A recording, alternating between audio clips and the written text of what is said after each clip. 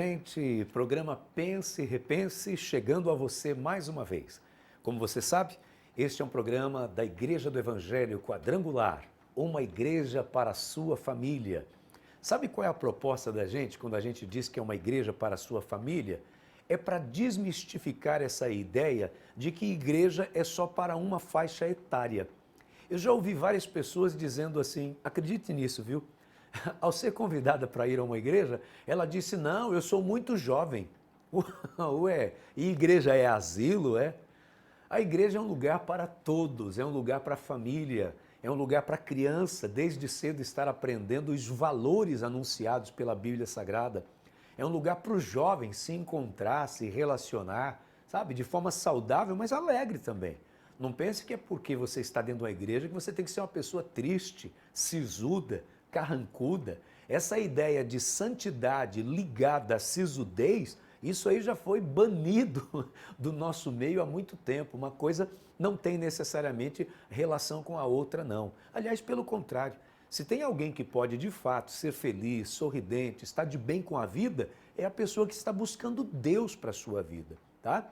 É esse que realmente pode nos encher de bênção, de graça, de alegria, verdadeiramente. Muito bem, hoje é o dia que nós queremos trazer uma mensagem da palavra de Deus para abençoar a sua vida. E eu gostaria de lhe convidar a receber essa palavra com bastante entusiasmo. Sabe o significado da palavra entusiasmo? Deus dentro de mim. Deus dentro de mim. Uma pessoa, quando ela está entusiasmada, quer dizer que ela está com Deus dentro dela. E quando você ouve uma palavra e você, entusiasmado, põe essa palavra em prática, não tem nada que possa segurar você, não tem nada que possa deter você. Você vai em frente, sabe? Eu costumo dizer que é como se fosse um trator, você vai passar por cima de muitas coisas e alcançar a bênção e a vitória que Deus realmente já tem preparado para você. Então, ouça essa palavra com o coração aberto, ouça essa palavra de forma entusiasmada. E no final a gente volta para orar, fechando, concretizando esta bênção sobre nossas vidas. Deus te abençoe. Volto já.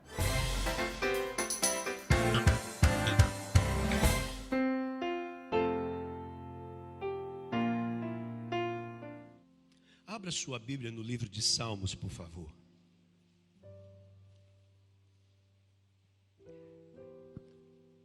Salmos capítulo 68, versículo 6. Salmos 68, versículo 6. Deus dá um lar aos solitários, liberta os presos para a prosperidade, mas os rebeldes vivem em terra árida. Eu quero ler esse mesmo versículo numa outra tradução, na tradução mais convencional, mais tradicional, que a gente costuma chamar Almeida, né? Em outra tradução, eu vou ler só por conta de uma palavra que aparece aqui, que é importante para nós. Deus faz que o solitário viva em família. Liberta aqueles que estão presos em grilhões, mas os rebeldes habitam em terra seca. Feche os teus olhos. Senhor, eu peço que abençoe a nossa mente, que tenhamos entendimento da Tua palavra, que haja plena compreensão do Teu recado nesta manhã, neste culto especial de aniversário de 15 anos dessa igreja, nesta data que determinamos que seria hoje o culto da família quadrangular. Fala conosco, em nome de Jesus. Amém. Pode sentar.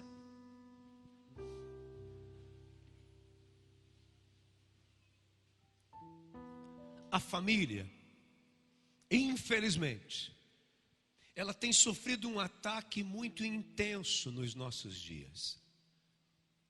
Chega a ser interessante como nós não conseguimos perceber o óbvio, de que estamos vendo uma sociedade entrando em falência moral, entrando em falência espiritual, e não abrimos os nossos olhos para perceber que se a sociedade está vivendo assim, o problema está no fundamento da sociedade, que é a família. Se a família está sofrendo, consequentemente a sociedade vai sofrer. Sabe, irmãos, se perguntássemos aqui, dificilmente iríamos encontrar aqui uma família que não tenha sofrido ataques pesados na tentativa da sua destruição. Por favor, que ninguém se ofenda com isso, mas é apenas uma constatação. Veja a quantidade de divórcios. Eu acho que ninguém se casa para se separar. Eu acho que muitos que acabam se divorciando, infelizmente, chegaram a problemas muito sérios para que isso acontecesse. Mas seja qual for o motivo, eu não quero discutir essa questão, não quero discutir esse mérito, mas a verdade é que faz uma bagunça na vida de muita gente. Filhos acabam se desestruturando diante dessas decisões dos pais, e não tem como negar. Ah, mas era pior quando eu estava casado, porque ali era cheio de briga e disso e tal. Então casou errado também. Então a própria formação da família já começou errada. As motivações talvez tenham sido erradas. E assim por diante. Mas a família tem sido atacada. A família tem sido atacada quando você vê um filho se perdendo nas drogas, nas más companhias. A família tem sido atacada quando você vê um casal sempre brigando, discutindo, e às vezes chegando a vias de fato, e às vezes chegando a tirar a vida um do outro. O divórcio hoje se tornou uma coisa tão comum, que hoje a facilidade para se divorciar é um absurdo. É muito fácil hoje uma pessoa ir ao cartório, principalmente se não tiver filhos, e resolver facilmente a respeito de um divórcio. Não dá para a gente fechar os olhos e deixar de compreender que isso é sim um ataque à família. As famílias têm sido machucadas com isso. Num divórcio sai gente machucada sempre para todos os lados. Por melhor que seja a compreensão dos dois num momento como esse, mas vai ter gente machucada. Isso é certo. Infelizmente, a família tem sido atacada. E hoje eu quero lhe mostrar, quero fazer uma comparação, para que a gente possa entender um pouco a mente de Deus a respeito de proteção, a respeito de família. Eu quero lhe mostrar e fazer uma comparação com algo que a Bíblia chama de cidade-refúgio. Abra sua Bíblia em Números, no capítulo 35, no versículo 6. O livro de Números está lá no Velho Testamento.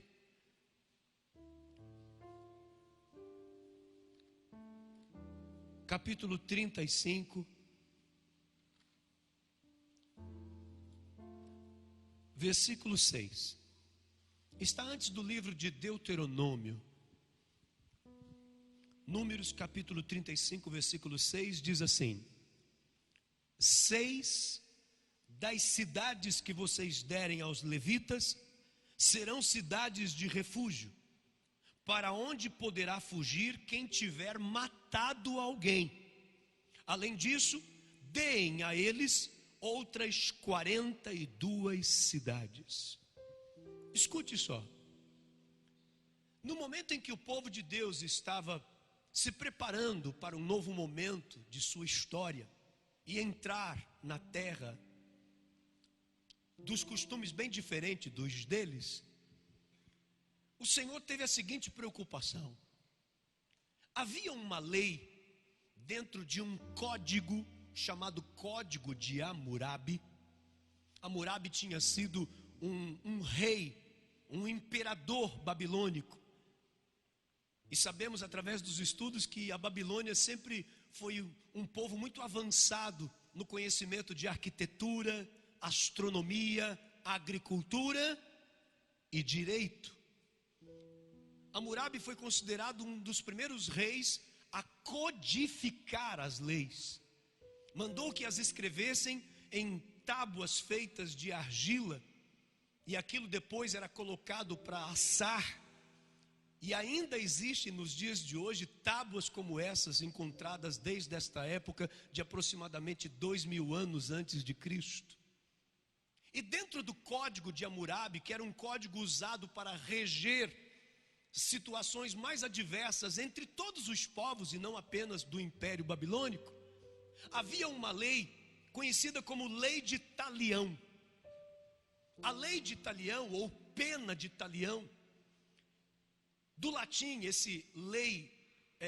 essa lei de Talião, lex, a tradução para lei, e talius significa taus, ou tal, idêntico, tal como, idêntico, espelho que mostra o outro. Esse é o significado de talius. Significava o seguinte: nessa lei de Talião, se uma pessoa tirasse a vida do outro, da mesma forma, idêntica, que essa pessoa tirou a vida do outro, sua vida seria tirada também.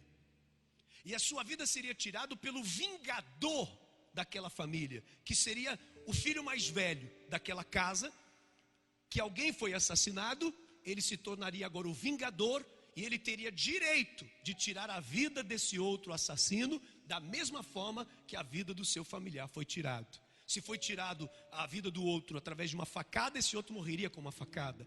E daí surge, dentro da própria palavra, olho por olho, dente por dente. Está relacionado a isso.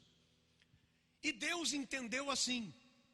E aqueles que de repente tiraram a vida do outro, não com dolo, não por intenção, por um acidente, ou até por uma defesa da sua própria vida, essa pessoa também iria morrer dessa forma? Não seria justo. Por isso Deus criou as cidades refúgios. 3 dessas cidades ficariam de um lado do Jordão, e 3 cidades ficariam do outro lado. Essas 6 cidades seriam separadas dentre as 48 cidades que tinham sido dadas à tribo de Levi, aos levitas. E aqui começam algumas lições importantes. Uma delas é essa: as 6 cidades eram distribuídas de forma a atender as regiões, porque uma pessoa que precisasse de uma cidade refúgio, essa cidade não poderia estar longe, tinha que estar ao seu alcance, tinha que estar por perto. Por isso 3 de cada lado do Rio Jordão. Se essa pessoa estivesse sendo procurada pelo vingador, ela corria para a cidade refúgio, o ancião daquela cidade ouviria a sua questão, a sua causa, julgaria, e ele ficaria dentro daquela cidade, debaixo da proteção de todos os moradores daquela cidade. O seu vingador não poderia entrar nessa cidade. Ele era um protegido daquela cidade, ele era um protegido daquele lugar. Se ele saísse da cidade, pisasse o pé para o lado de fora, aí o problema era dele. Se o vingador o encontrasse, ele morreria. Mas na cidade, o vingador não entrava. Foi a maneira de Deus agir com justiça sobre aqueles que até tenham tirado a vida de alguém, mas tirou a vida por um outro motivo, e não por maldade, não porque aquilo nasceu no seu coração, mas para defender a sua própria vida. Pense, nós estamos falando de situações de milhares de anos atrás, onde a maneira de se resolver as coisas é diferente dos dias de hoje, onde tirar a vida do outro, infelizmente, era algo muito mais comum, para lavar a honra e coisas do tipo. Muito bem, nessas cidades, essas pessoas seriam tratadas pelos próprios levitas. Os levitas eram pessoas especiais, eram considerados auxiliares de sacerdotes. Eram pessoas responsáveis em cuidar do templo. Eram pessoas que cuidavam de montar e desmontar a tenda do tabernáculo. Portanto, eram pessoas que se consagravam especialmente a Deus. Pessoas que buscavam uma santificação constante. Eram pessoas voltadas para a paz. Eram pessoas que estavam sempre buscando a Deus. E exatamente para uma cidade de pessoas assim, é que o Senhor mandava pessoas que tinham errado. falhado, para que ali elas fossem protegidas e cuidadas, fossem restauradas e recuperadas, até que chegasse o momento de serem devolvidos para as suas famílias. Que conceito diferente dos dias de hoje, quando uma pessoa erra, é colocada num presídio, onde naquele presídio ela vai conviver com pessoas que geralmente fizeram coisas piores do que ela, e ela sai de lá mais revoltada do que quando entrou. Pois Deus pegava aqueles que tinham falhado e colocava diante dos melhores que ele tinha, a tribo de Levi, homens pacíficos e tementes a Deus, que buscavam ao Senhor, para que essas pessoas ali fossem tratadas. Eu estou apenas, de forma muito simples, passando para você qual era a ideia de uma cidade-refúgio.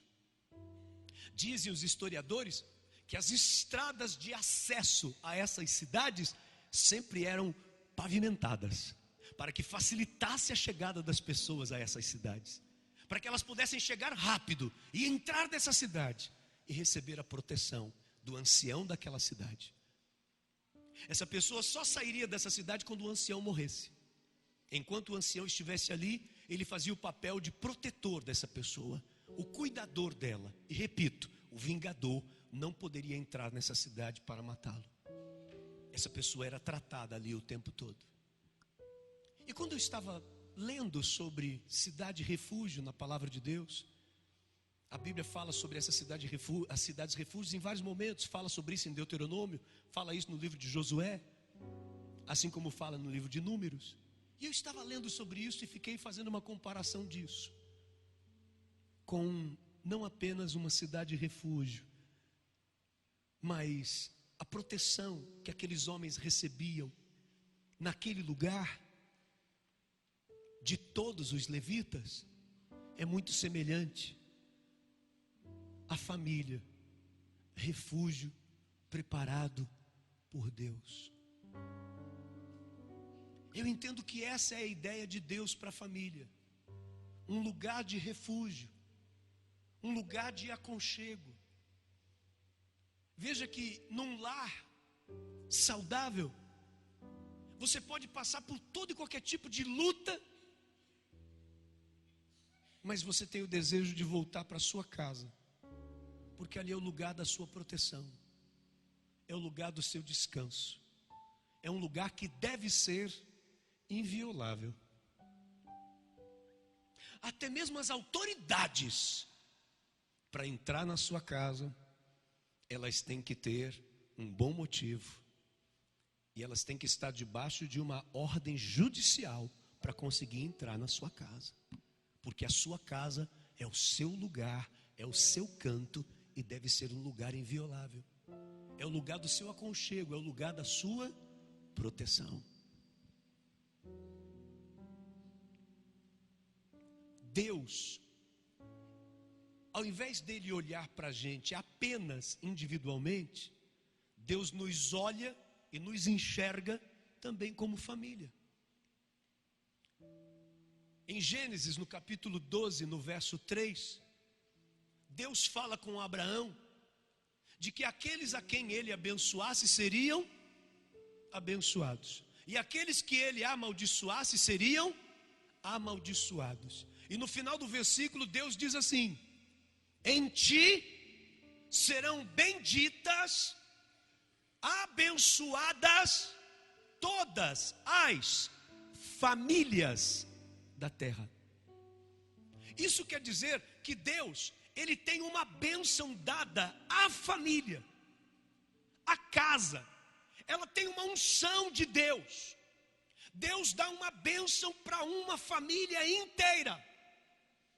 E isso quer dizer também que enquanto estivermos dentro desta casa, fazendo parte desta família, nós seremos abençoados. Eu quero encerrar, gente, dizendo uma coisa para você. Talvez você já tenha chorado muito porque a sua família não é perfeita como você queria.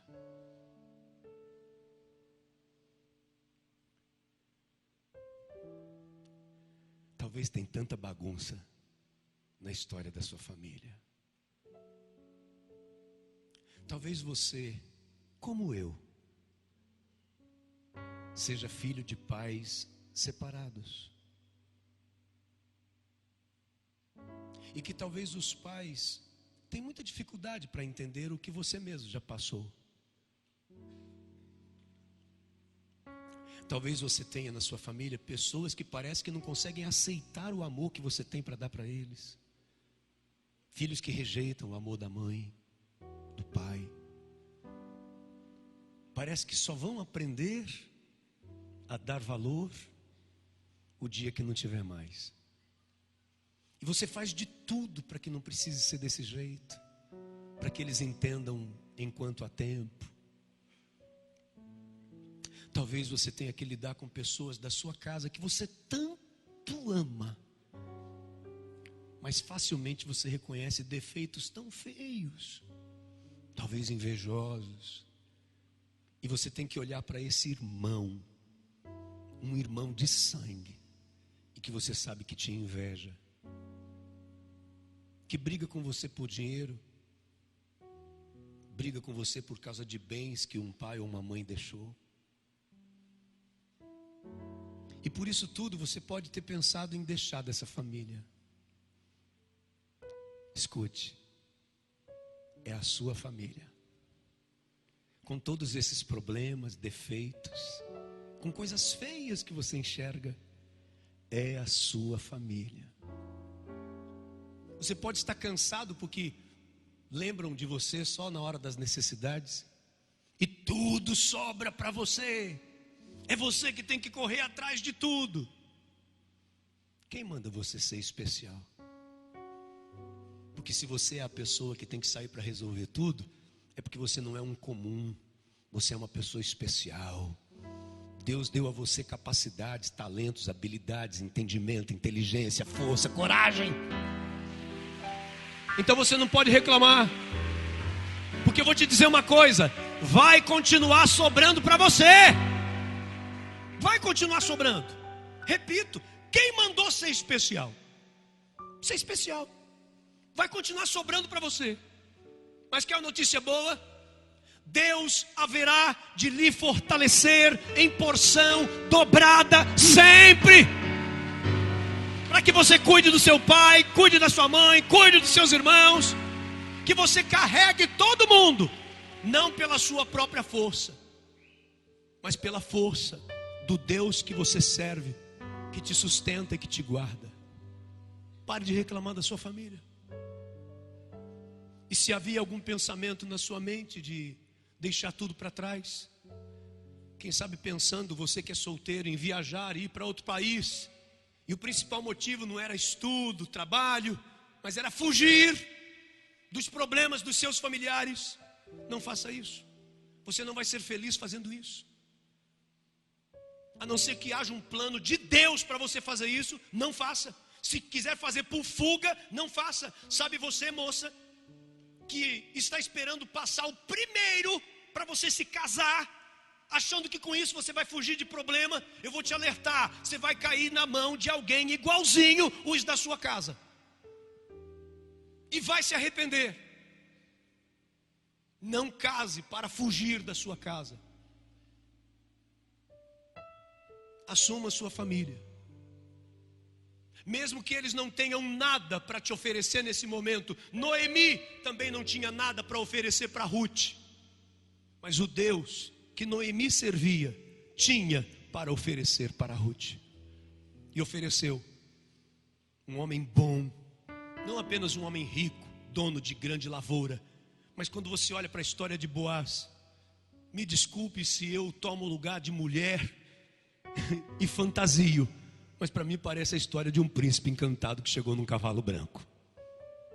Chegou para salvar aquela mulher, para salvar a história dela, para honrar a fé, para honrar o caráter que ela teve, de não deixar da sua família. Não deixe da sua família. Não desista dos sonhos que Deus um dia te fez sonhar. Família é plano de Deus. E os planos de Deus não podem ser frustrados.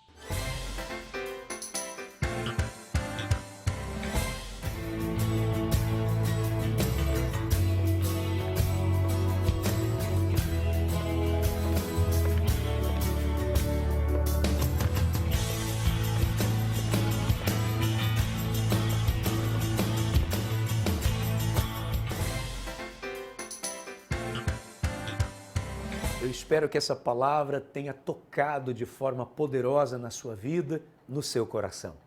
Vamos orar? Vamos falar com Deus? Senhor, eu quero te louvar e te agradecer, porque entendo que este momento, essa oportunidade, ela é muito rica, ela é muito especial para as nossas vidas.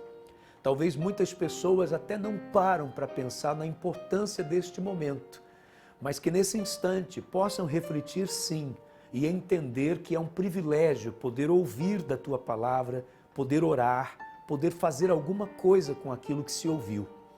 Então, neste momento, que o poder do teu Santo Espírito se manifeste na vida e no coração dessa pessoa, trazendo a ela, ó Pai, força para que ela vá em frente, ela vá adiante, tomando posse de tudo aquilo de bom que o Senhor com certeza tem reservado para ela.